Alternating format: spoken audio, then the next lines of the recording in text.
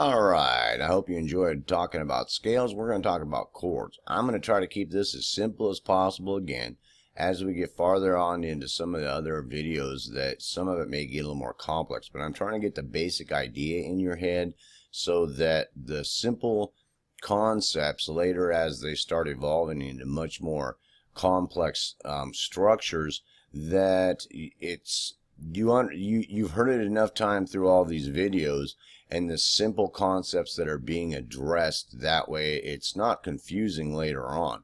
And I hope that makes sense.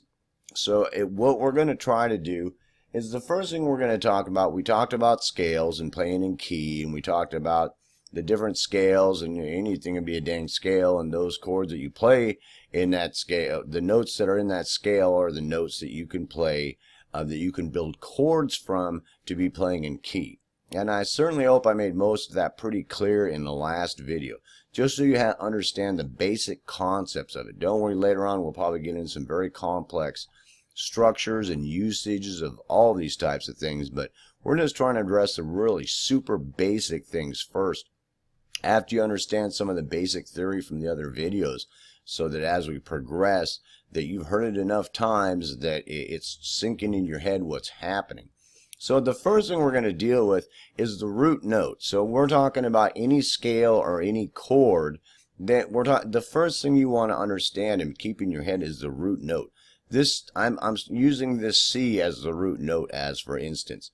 And that root note, I'm going to build the scale from the 12 chromatic tones that I have. I'm going to start with C, so that'll be the root tone, and then choose which other notes are going to go in that scale. Or chord. This is going to be the root of the chord, and then I'm going to add other notes to it to create a structure, a chordal structure, or a simple harmony like a root and a third that's basically seen as a third. It's that simple, and try to keep it that simple in your head when somebody's talking about the root, so that you, whenever you're dealing with any kind of complexities or harmonies, that simple concept's very simple to understand and relate to somebody else. And the next thing we're going to talk about is we're going to talk about, harmonies. You have 12 possible root tones in the chromatic scale to either build scales from or chords. So now, whenever we're dealing with a root tone, the second thing we're going to be talking about is what comes after that. A simple concept to understand: in the C major scale, you've got the root, the third or second, the third, the fourth, the fifth, the sixth, and the seventh. And this is going to be this, we've already talked about the flats and the sharps going in there and what that means. So the next thing we'll be talking about is simple harmonies. You've got a second, that basically, musically, they call that a ninth. You've got the root and the second interval. Normally it'll be up higher on the next octave, but it's called it's a ninth harmony. The next one is the second harmony, ninth. Basically the same thing. The next you're going to have is, you're talking about like thirds. So as it goes up there, the basic concept is you've got the root, and the next note up a half a step is going to be, basically, it's going to be a flat second harmony. And if you go up to the second interval, that's 2 half steps, you're going to have a ninth, a second harmony, or a third harmony. If you go up to the third interval, or you go to the flat third, then you're going to have a flat third harmony. And it goes on through that, through all of them: a fourth harmony, a fifth harmony, a combination of the root, a flat fifth harmony, a tritone is what they'll call that a lot of times, a sixth or a seventh or a flat seventh harmony. And it's that simple. Those are the harmonies. You should sit down at the keyboard and listen to them and play them and practice them, so you're really familiar with them. And the other concept that we want to deal with real quick is the triad and its inversions. When somebody talks to you about the triad inversions, you're going to have root on the bottom, root in the middle, and root on the top. So let's say I'm playing a C chord and it's going root, third, and fifth. Well, you're going to be looking at it on a larger keyboard, so you'd have the root, the third, and the fifth. And the first version would be root on the top. So then you'd have root here, you'd have the fifth and the third. You'd be playing it like that as a chord. and that'd be root, or root in the middle, which would be root, the third up here, and you'd have the fifth over here, and that would be root in the middle. And that's basically when anybody's talking about inversions. There's also, later on we'll talk about, there's some other inversions when there's more notes in the chord. There's other possibilities of different way to invert them to make the chord sound different, so it's more complementary to the production. But it's that simple. Keep it that simple in your head. And the next thing we want to address is the basics. Whenever you're talking about chordal structures, we talked about the basics. You've got major, minor, diminished, augmented, sixths, sevenths, ninths, and sus chords. Now those chords are the basic chords you really want to focus on. There's lots of chords, but those basic ones can build and will build most chordal structures. You've got the major that's root, third, and fifth. You've got the minor that's root, flat third, and fifth. You've got the diminished chord, which is root, and then a step and a half, a flat third. And the diminished chord is going to be stacks of those intervals. So you're going to go whole step, half step. That would be the second note in it. Then you're going to go whole step, half step. So these three notes would be in it, and then you'd go whole step, half step. So there's this note, this note, this note, and this note. Stacks of steps and a half. Whole step, half step, that would be the first note. Whole step, half step, that would be the second note. Stacks of steps and a half, your diminished chord. And the next thing you're going to be talking about is augmented, which is stacks of two steps. Whole step, that would be the root and this note, and then another whole step. So you'd have this root, this third, and this flat fifth, and that would be the first three notes in your chord. For just dealing with the triads, you know, three notes, major, most chords like that we're going to look at with just three notes, but you can stack more of them on top of them. And after that, we're looking at the sixth chord that we've talked about, root, third, fifth, and the sixth. It's minor, just drop the third down to the flat third. Then you do the seventh that we talked about, root, third, fifth, and flat seventh. And then to make it minor, you just drop the third down to a flat third. Then you're going to a ninth. It's root, second, third, and a flat seventh. You know, and if you're going to minor that, root, second, and flat third makes a minor ninth.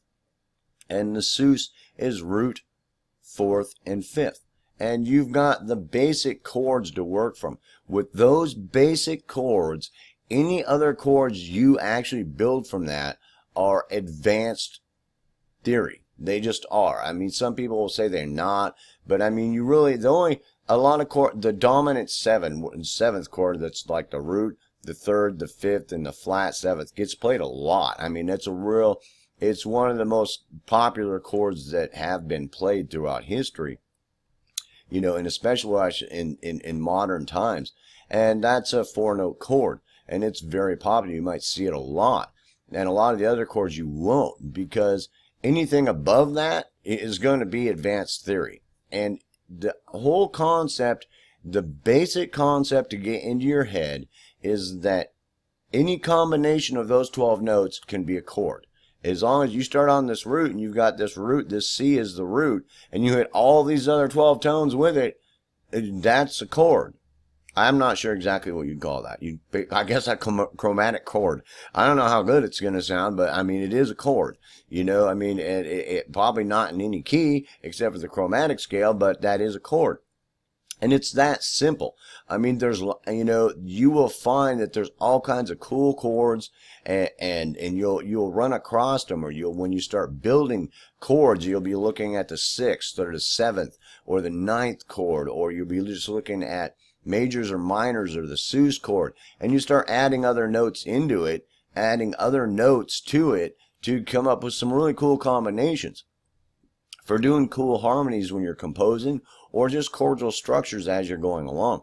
And it's that simple. Try to keep it that simple in your head. There's only so many combinations you can do, starting with this root on C with the rest of these 11 chromatic notes, and it still sounds somewhat good. So I mean, the advanced chordal structures are limited. I mean, it's not unlimited to chordal structures. That's pretty obvious, right?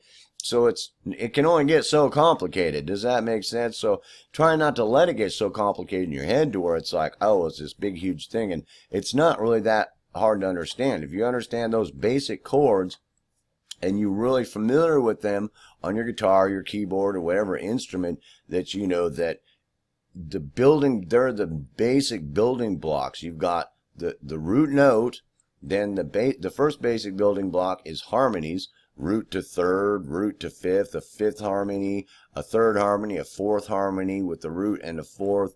Those basic harmonies are the second structure. The third structure is triads, 3-note structures. They like root, third, and fifth. It's a major, drop the third, and now it's a minor third. We're talking about the basic chordal structures.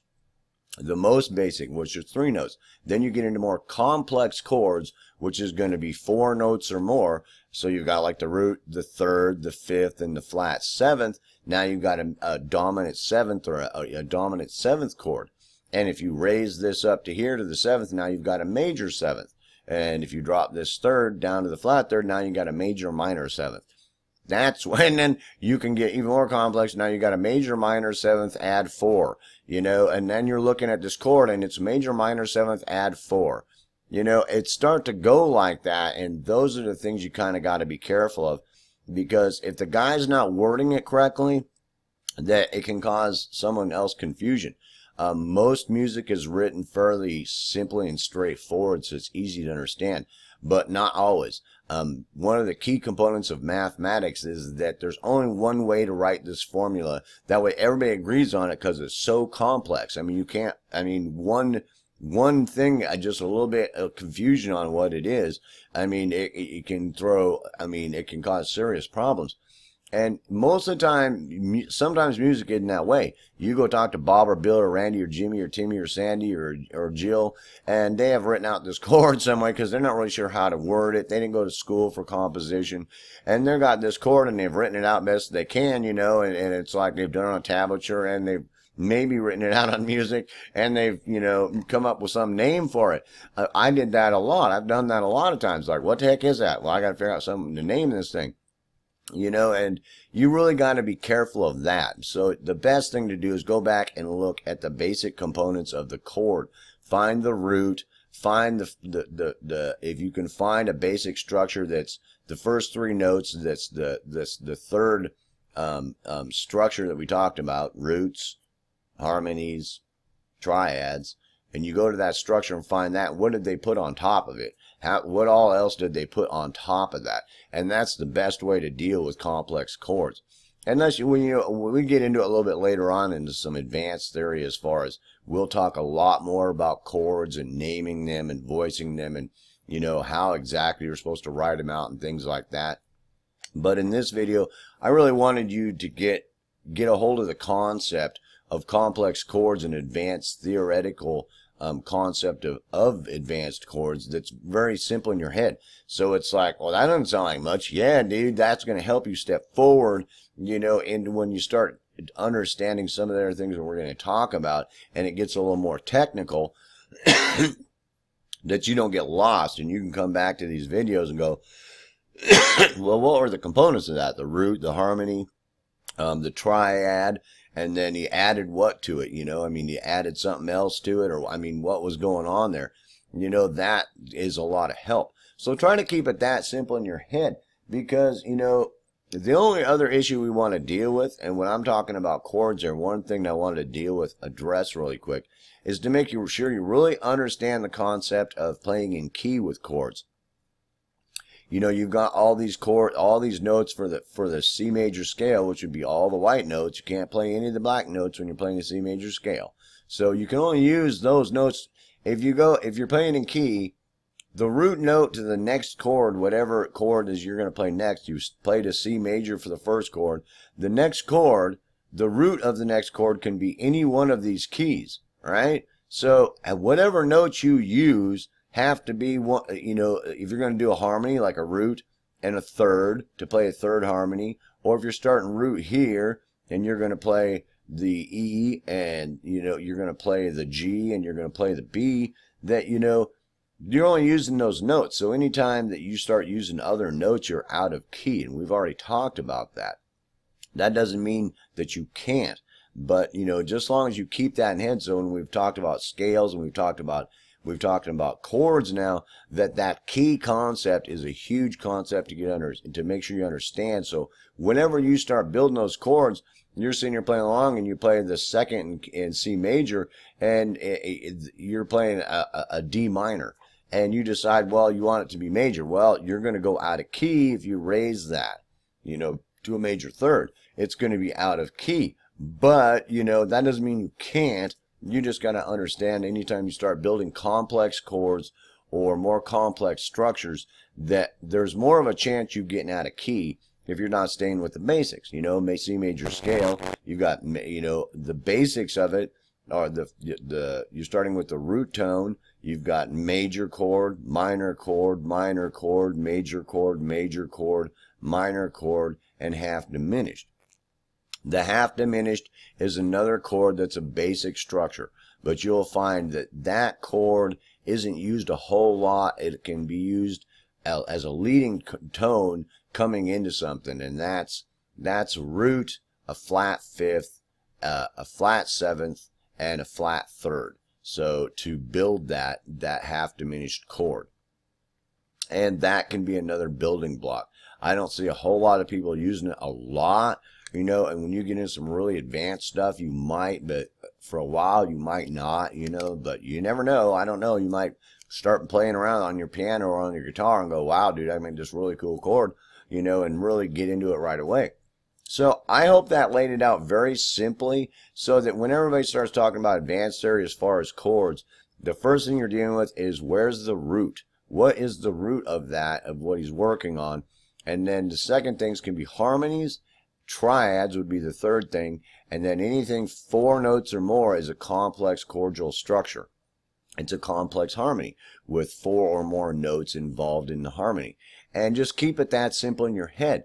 And if you understand those basic chords that I had talked about here, and somebody's talking about this more complex chord, if you find the root first of all, and then work from there. The biggest problem that I've seen some people come into is they'll be looking at an inversion. So they've got this C major, right? And it's going root, third, but it's using the fifth down here because they're doing some type of inversion in it, right?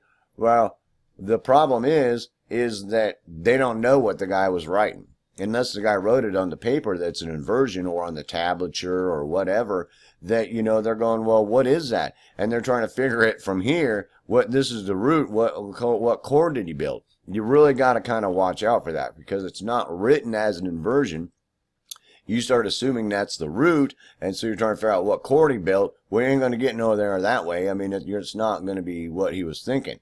And so that can be an issue sometimes, and hopefully that they've written on the music or on the tablature that it's some type of inversion, root in the middle, or the root is C, and they're built this chord out of it, that kind of thing. If they didn't, that can be hard. So, don't get lost in that thinking you found some really weird chord. Why is he playing this weird chord? And it's like, it's some type of inversion. He's got 5 notes in the chord and it's inverted. It's got some type of inversion on it, and so the layout and where the notes are at, the root could be dang near anywhere. Does that make sense?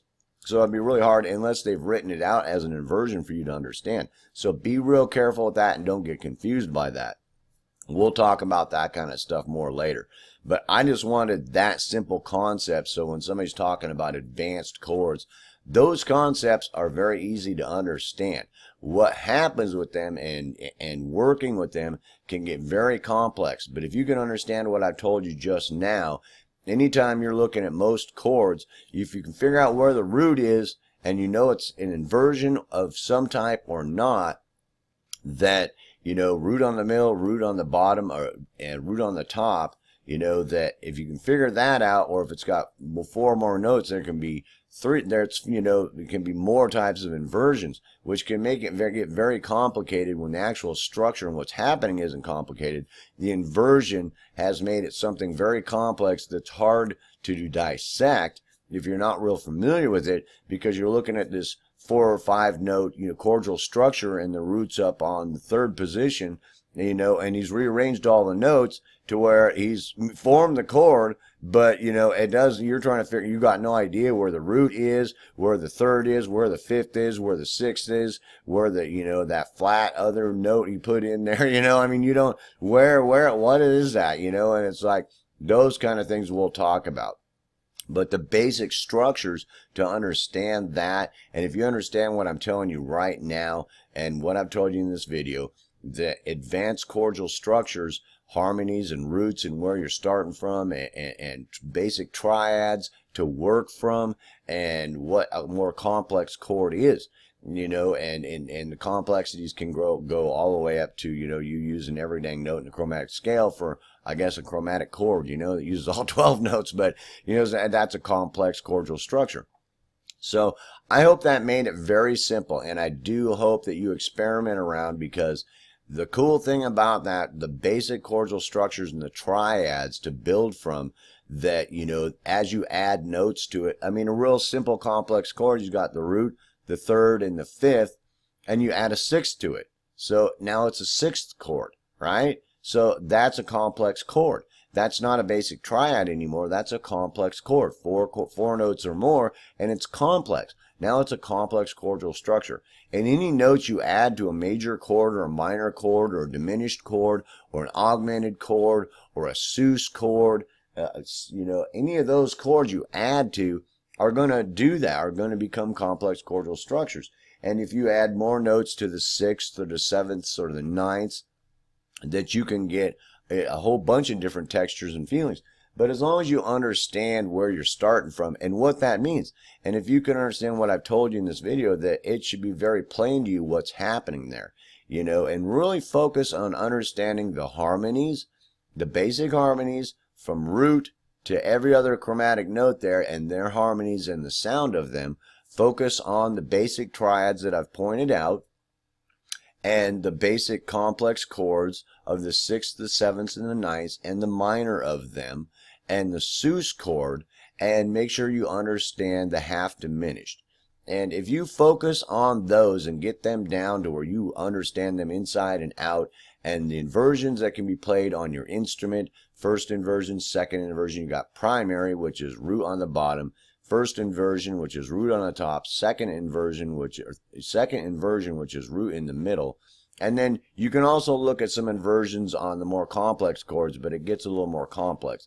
And I won't get into too much of that right now. I just wanted you to understand those concepts. So as we progress along, that these concepts start to become more and more familiar to you, and you understand them better and better and better as we start applying them to different things or bringing other concepts together to make music. So peace, hope, love. I hope you enjoyed the video, and I'll see you in the next one.